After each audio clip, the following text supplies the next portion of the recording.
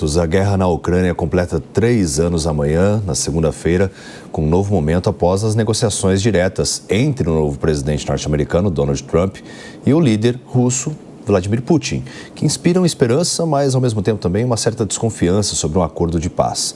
Por isso a gente vai receber agora o professor de Relações Internacionais da ESPM, o Gunther Hutzit, para entender mais detalhes sobre esse momento. Será que as negociações tendem a avançar? Muito bom dia e obrigado pela presença aqui no Jornal da Manhã. Bom dia, David, Patrícia, a todos que nos assistem. Prazer é meu estar aqui com vocês. Olha, eu não diria um acordo de paz, eu diria primeiro um cessar-fogo, porque acordo de paz é muito mais importante, é muito mais profundo do que parar simplesmente de atirar e de se matar. Um acordo de paz significa que fronteiras definitivas vão ser estabelecidas e vão ser respeitadas, garantias para isso ocorrer vão ser dadas, e principalmente para o caso ucraniano, que outros países garantam que isso vai acontecer. O grande problema é que, do mesmo jeito que está sendo discutido agora, isso já foi discutido em 1994, no Acordo de Budapeste, quando a Ucrânia concordou em abrir mão das suas armas nucleares em troca do reconhecimento das suas fronteiras por parte da Rússia. Depois, em 2015, depois da anexação da Crimeia por parte da Rússia, e agora. Portanto, o histórico não é muito favorável para um acordo de paz e muito menos permanente. Por isso mesmo, eu estou bastante cético quanto a um acordo de paz. Cessar-fogo pode ocorrer. E como é que o senhor vê a aproximação do presidente Donald Trump de Putin, né, e fazer uma reunião ali para esse cessar-fogo sem a presença do Zelensky? Bom, Patrícia, o que a gente viu nessas 2 últimas semanas foi uma mudança geopolítica gigantesca. Como eu tenho dito, uma mudança de placas tectônicas no mundo. Porque não é só uma mudança de política externa dos Estados Unidos frente à Rússia.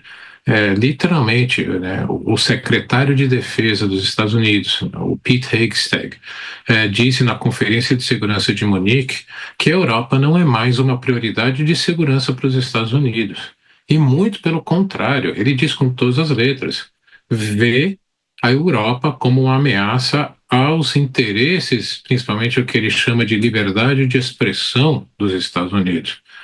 É por isso que os europeus correram para a segunda-feira passada fazer uma reunião de emergência daqueles países que têm a possibilidade de mobilizar tropas rapidamente.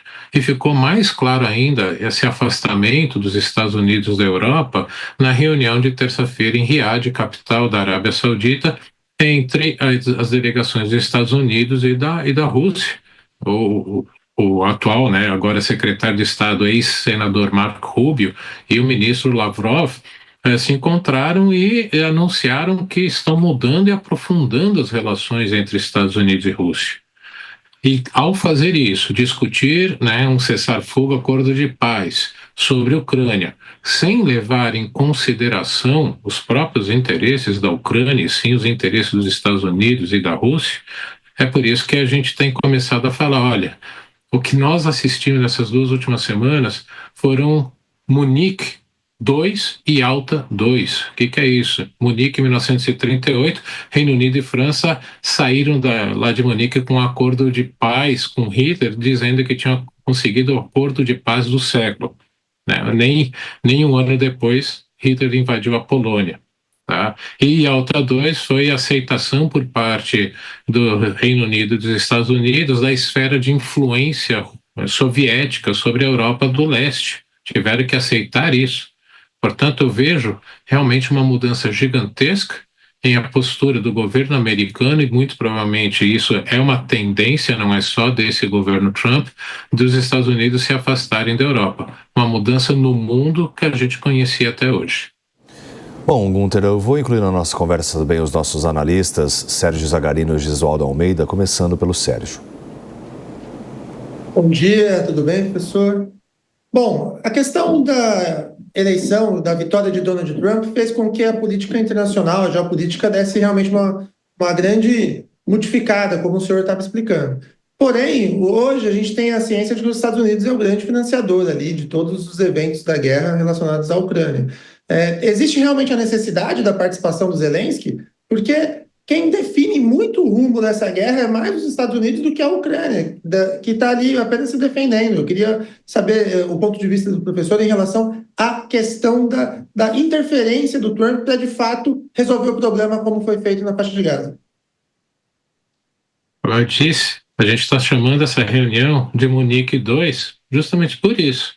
Em Munique II, em Munique, 1938, britânicos e franceses obrigaram a Tchecoslováquia a ceder território para a Alemanha, os Sudetos, e que aí Hitler garantiu que, não, agora eu estou satisfeito. Pronto, com isso eu não vou mais requerer mais nada. Se alguém ainda não entendeu a visão de geopolítica, a visão de segurança de Putin, ele não está entendendo que ele não vai parar na Ucrânia. Ele quer restabelecer o que os russos sempre consideraram um cordão de isolamento, estados tampões, buffer states, há diversos nomes para isso, que separe a Alemanha, a Europa Ocidental da Rússia, para não sofrer invasões novamente, como sofreram com Napoleão e Hitler.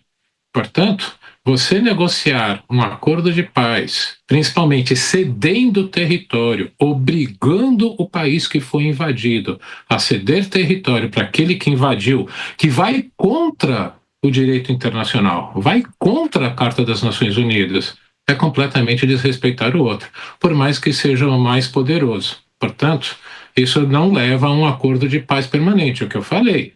Leva simplesmente a um cessar-fogo. Professor Gunter, bom dia, prazer falar com o senhor. Professor, pensando nessas movimentações do Trump, a gente procura a lógica disso. Ele está fortalecendo o inimigo histórico, o inimigo mais próximo dos Estados Unidos no último século, que é a Rússia, dando-lhe mais territórios e territórios importantes, porque na Ucrânia existe aquela zona de minérios raros que faz parte de uma importância industrial muito grande, Também fortalece o discurso do Putin, da grande Rússia. E nós sabemos que a pretensão do Putin não é parar ali. Então eu me imagino e perguntaria para o senhor, qual a lógica disso? Lógica de justificar uma invasão. Com essa justificativa dessa invasão, não se justificariam outras invasões também, como a da China em Taiwan, e possivelmente dos Estados Unidos e algum outro local, como o Putin como o Trump já anunciou que eventualmente faria? E qual a lógica de se afastar do parceiro econômico, político, ideológico, histórico, que é a Europa, possibilitando, inclusive, que o adversário econômico, como a China, venha mais perto da Europa agora? Bom, você tem toda a razão de que isso justifica o uso da força. Abre o precedente. Por isso mesmo, não se dá mais para falar em ordem internacional liberal como a gente conheceu, principalmente desde o fim da Guerra Fria. O que se pode dizer agora é a lei da selva.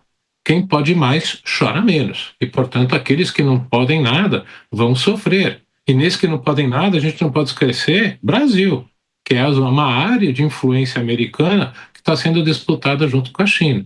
Portanto, se apoia o uso da força lá, se apoia a negociação lá, sem levar em consideração o interesse dos outros, isso pode, mais para frente, acontecer conosco. Tá? O que eu estou esperando que aconteça é que quando sair a National Security Strategy do governo Trump, provavelmente até ele pela legislação, ele é obrigado, todo governo que toma posse tem até 1 ano para publicar a National Security Strategy, que é assim, o documento que coloca quais são os grandes objetivos estratégicos dos Estados Unidos e com quais meios ele pretende atingir esses objetivos, é que fique claro quais são esses objetivos, que aí a gente vai entender essa movimentação. Eu desconfio que realmente o Trump coloca, como isso está claro desde o governo Obama, a China como o grande inimigo, o grande adversário que coloca em risco a liderança americana e que, se for nessa direção, ele está fazendo uma mudança estratégica importantíssima, que é tentar afastar a Rússia da China, seguindo o mesmo caminho que Henry Kissinger fez no governo Nixon ao visitar a China em 1972, estabelecer, logo depois negociar com Mao Tse-tung. Nixon foi logo em seguida e estabeleceu relações diplomáticas com a China, afastando a China da União Soviética, fortalecendo os Estados Unidos. E Nixon foi em 73 negociar em Moscou com Leonid Brezhnev uma série de acordos que estabeleceu a DETAN. Então, se realmente o governo Trump 2 tiver essa clareza e conseguir afastar a Rússia da China, isso sim será uma jogada de mestre. Mas afastar Putin de Xi Jinping, eu acho bastante complicado. Portanto, nós vamos ter que esperar ainda alguns meses para tentar entender se há esse grande objetivo americano. E a gente, claro, vai seguir acompanhando. Professor de Relações Internacionais, Gunther Hutzke, eu agradeço demais a presença aqui no Jornal da Manhã e todos os esclarecimentos também. Eu que agradeço. Bom dia a todos.